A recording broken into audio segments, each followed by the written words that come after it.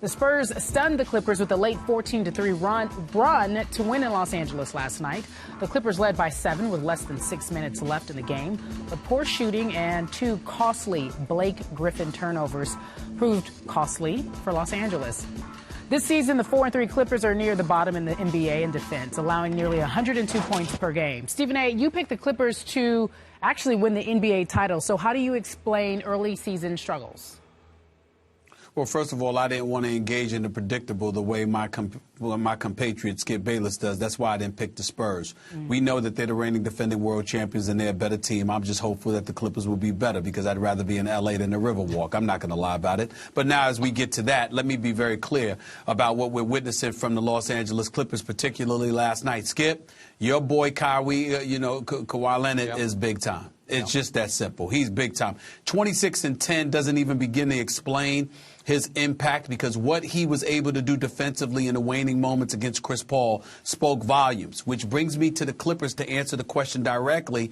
You know, when you look at the Clippers, the biggest reason for their early season struggles, as far as I'm concerned, is that they don't have a lockdown defender at that small forward spot. They don't have a bona fide scorer at the small forward spot. It puts more pressure on Chris Paul, and because it puts more pressure on Chris Paul, Skip Bayless, it changes everything for Doc Rivers. Again, Chris Paul is a big-time point guard, but he's relatively miniature as it pertains to height. So what did they do last night? It was Kawhi Leonard. What did they do when he played against Portland? They put Nicholas Batum on him. What did they do when they played against Golden State? They put an Andre Iguodala on him or a Klay Thompson on him. Guys who had him by about 4, 5, or 6 inches and really can defend the wings. And when you have that going on, what that does is it forces Doc Rivers to try to make some kind of adjustment. So let me put somebody else out on the floor that they've got to pay attention to offensively so they can't defend Chris Paul. So let me put Jamal Crawford in the starting lineup. Here's the problem with that. Jamal Crawford, you know how much I love his game. He can boogie on anybody, but he's not the most stout defender in the world. So he becomes a defensive liability, and then you're compromised. So these are the kind of problems that the Los Angeles Clippers are having because at that 3 position, they don't have a Kawhi Leonard. They don't have an Andre Iguodala. They don't have a Klay Thompson. They don't have a Nicholas Batum.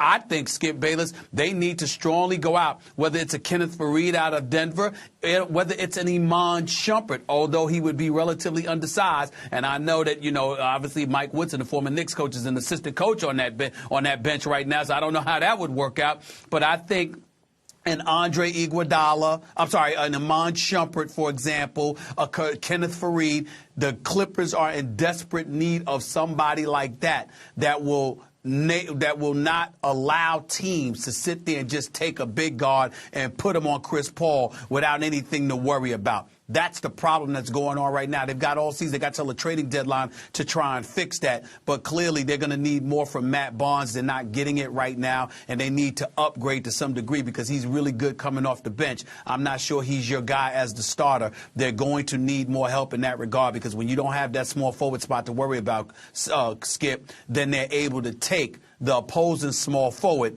who otherwise would have to worry about that guy. Now you don't have to worry about him, so you can take him and put him on Chris Paul, and that's where you've got your problems.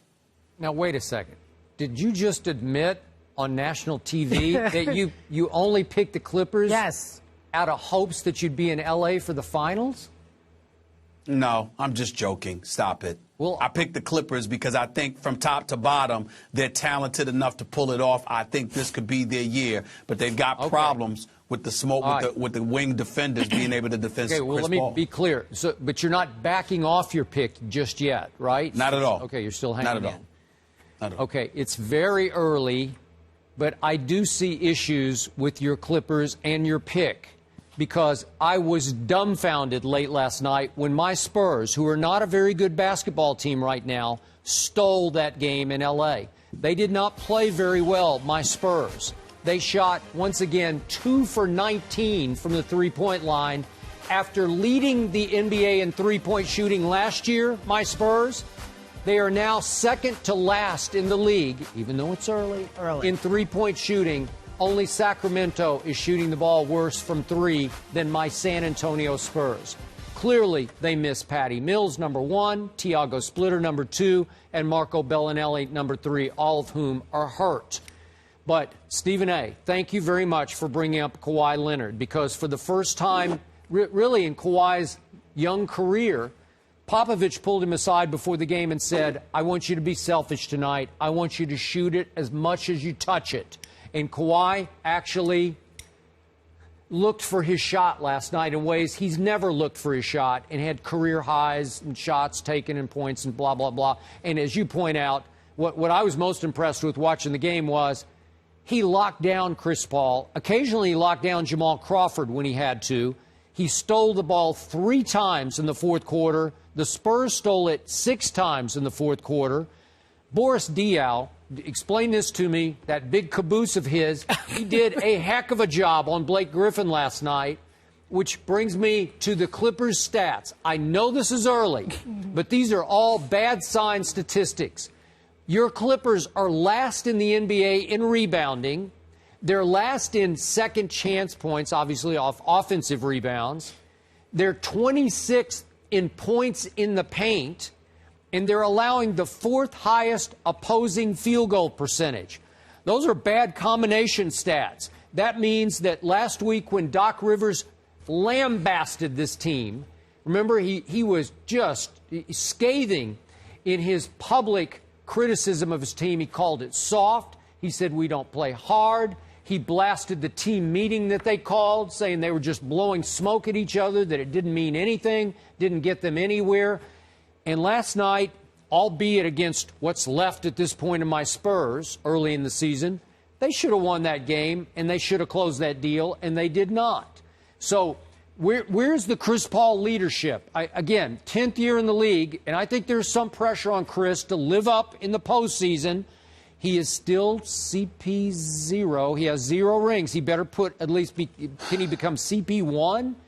CP2? Skip Bayless, I don't, again, we're going to get into this argument all day long till the cows come home. I don't hold the level of accountability to a Chris Paul the way I would hold it to a LeBron, a Kobe, people like that, because when you have the ability to put the ball in the hole, that is different from being an orchestrator and a floor general. The responsibilities are different.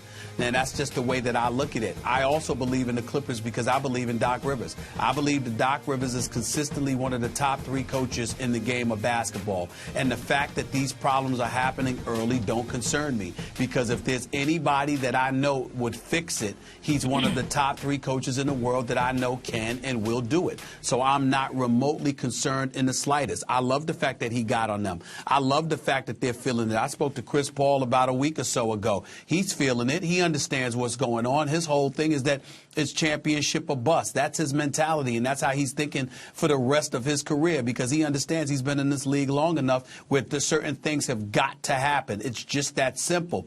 But at the same time, you have to look at the requisite parts around you. I can't sit there and look at the San Antonio Spurs like you're saying and say, well, you know what, they're playing a bad game. And those, you know good and darn well that it does not matter with the San Antonio Spurs. It's when the moment arrives, do they know what to do and how to get it done? And nobody knows it better than them. So as long as they're around, in order to beat the San Antonio Spurs, more times than not, you have to blow them out where the game is not even close when it counts. When it counts, the San Antonio Spurs are usually going to close the deal because they've been playing together for so long. They just know what to do. It's instinctual. They don't have to think about anything. They don't have to learn anything. All they have to do is follow instructions because they've been here and they've done that. The Clippers obviously have to get over that hump, and we all understand that.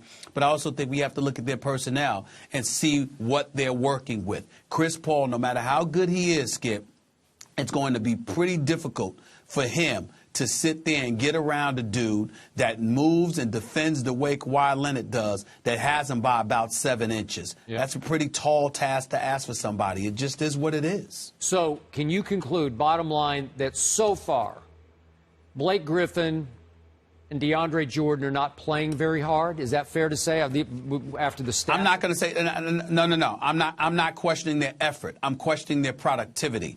I don't think they've played very efficiently or effectively. But I don't look at DeAndre Jordan or Blake Griffin and feel like they're lollygagging and they're not playing hard. I look at them and I say to myself, especially as it pertains to Blake Griffin. Blake Griffin, to me, it should be a top 2 candidate for league MVP honors in terms of the expectation. He's not living up to it at this moment. I have every confidence that he would, but this is a dude with superstar ability. You are supposed, no matter how skilled and savvy Boris Diaw is, you are supposed to abuse him. He is not supposed to be able to check you. Now, obviously, having Tim Duncan and Thiago Splitter and those boys on the front line backing you up helps, because Blake can't just post up and go to the hole. But in the end, you've got to find a way to abuse that matchup, because if Blake Griffin doesn't take advantage, then the help that Chris Paul has is minimal, and the Clippers aren't going anywhere. Okay, but Blake Griffin has been called soft, sometimes on this show and sometimes by opponents, right? Well, he has, but in fairness to him, that was the past. He wasn't called soft as the season waned last year, and he shouldn't be called soft now. A couple of years ago, that was legitimate, and he's still sensitive about it, and that's his problem. He'll get over it. But last year, I don't say that I don't feel that way about him. This year, I don't feel that way about him, but you just have to be more efficient. But I don't look at him and feel like he's soft, and I clearly don't feel like there's a lack of effort. I can't imagine anybody being on the court for Doc Rivers and getting away with giving a lack of effort. You won't last. He won't tolerate that. Yeah. He won't do it. After the I don't game, even think Chris about effort Paul when it comes to Doc Rivers. said that the Spurs basically gave us a clinic on how to close out a game.